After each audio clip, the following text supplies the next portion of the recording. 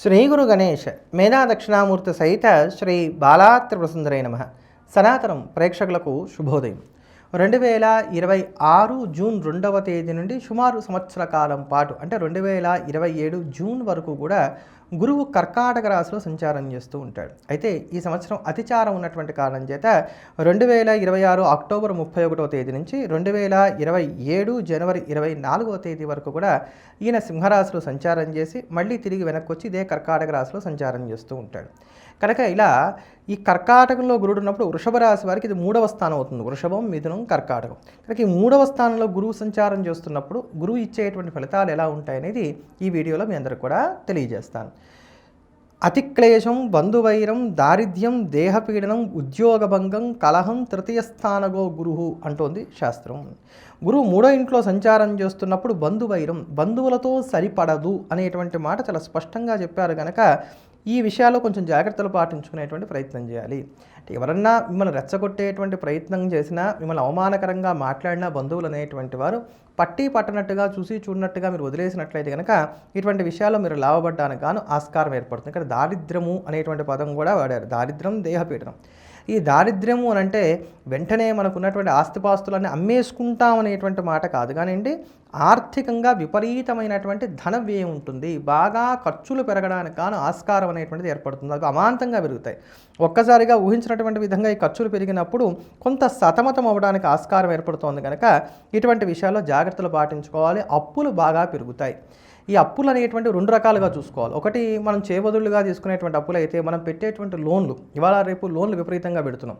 ఈ లోన్లన్నీ కూడా ఆదాయాన్ని మించి ఉంటానుకో లేకపోతే ముందు వెనకలో ఆలోచించుకోకుండా పెట్టడానికో ఉంటాయి. కనుక ఇటువంటి లోన్ల విషయంలో కూడా అప్రమత్తంగా ఉండేటువంటి ప్రయత్నం చేయాలి. దేహపీడనం, తీవ్రమైనటువంటి దీర్ఘకాలికంగా ఉండేటువంటి అనారోగ్యాలు రావడానికి కానీ ఆస్కారం ఏర్పడుతుంది. అందరికీ ఉండదండి, వాళ్ళ వ్యక్తిగత జాతకాల మీద కూడా దీనివల్ల కొంత వ్యత్యాసం రావడానికి ఆస్కారాలు ఏర్పడతాయి.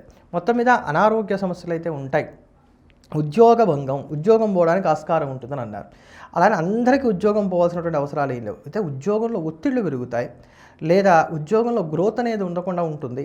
ఒకవేళ మీరు ఉద్యోగం మానేసి ఇంకో ఉద్యోగం వెతుక్కోవాలనుకున్నట్లయితే జాబ్కి మధ్యలో గ్యాప్ ఎక్కువగా వస్తూ ఉంటుంది. మొత్తానికి ఇలా ఉద్యోగపరమైనటువంటి చికాకులు ఏవైతే ఉన్నాయో అవి ఎక్కువగా ఉంటాయి. వ్యాపార నష్టం అనేటువంటిది ఏదైతే ఉందో ఇది కూడా కాస్త పెరగడానికి గాను ఆస్కారం అనేటువంటిది ఏర్పడుతూ ఉంటుంది. ఎంతో కష్టపడి ఎంతో శ్రమించి ఎట్లయినా సరే ఇది నేను సాధిస్తా అని చెప్పని మీరు పంతంగా వెళ్తున్న కొద్దీ అది మీరు అనుకున్నటువంటి పని ఊరిస్తూ ఉంటుందే తప్ప అది సాధ్యపడడానికి అవకాశాలు అనేటువంటివి కొంత తక్కువగా ఉంటాయని చెప్పని చెప్పుకోవాలి. ప్రతిరోజు ఏదో ఒక చికాకు, ఏదో చిన్నపాటి తగాదా అనేటువంటిది మాత్రం ఉంటూ ఉంటుంది. అలానే ఇక్కడ ప్రయాణాలు కూడా ఎక్కువగా ఉండటానికి ఆస్కారం అనేటువంటిది ఏర్పడుతుంది. నా దగ్గరి వారు, నా స్నేహితులు అనుకునేటువంటి బాగా గాఢంగా ఉండేటువంటి స్నేహాలు ఏవైతే ఉంటాయో వీటిల్లో వ్యత్యాసం వస్తుంది. ఈ స్నేహాల్లో మార్పు రావడానికి, ఈ స్నేహితులు దూరం అవ్వడానికి, లేకపోతే స్నేహాలే పోవడానికి ఆస్కారం అనేటువంటిది ఏర్పడుతుంది. స్థాన మార్పు కూడా ఉండటానికి ఆస్కారం అనేటువంటిది ఉంటుంది ఈ సమయంలో. అలానే మీకు పైన ఉండేటువంటి బాసెస్ ఎవరైతే ఉన్నారో వాళ్ళతో మీకు పెద్దగా పడదన్నమాట. అందుకని చెప్పని జాగ్రత్త పడాలి. మీ హోదా, స్థాయి, గౌరవం, పరపతి వీటిని కాపాడుకునేటువంటి ప్రయత్నం చేయాలి. అది డిజిగ్నేషన్ రూపంలో కావచ్చు, ఇంట్లో కావచ్చు, ఆఫీస్లో కావచ్చు, ఎక్కడైనా కావచ్చు గాక మీకున్నటువంటి స్థాయి, మీ డిజిగ్నేషన్, మీ పరపతి, మీ హోదా ఇవి దెబ్బతినకుండా తగు జాగ్రత్త పడేటువంటి ప్రయత్నం చేయాలి.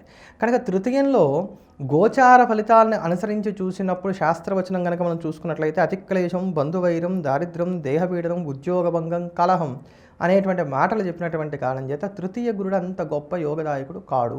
కనుక గురుగ్రహానికి సంబంధించిన పరిహారాలు చేసుకోవడం మంచిది.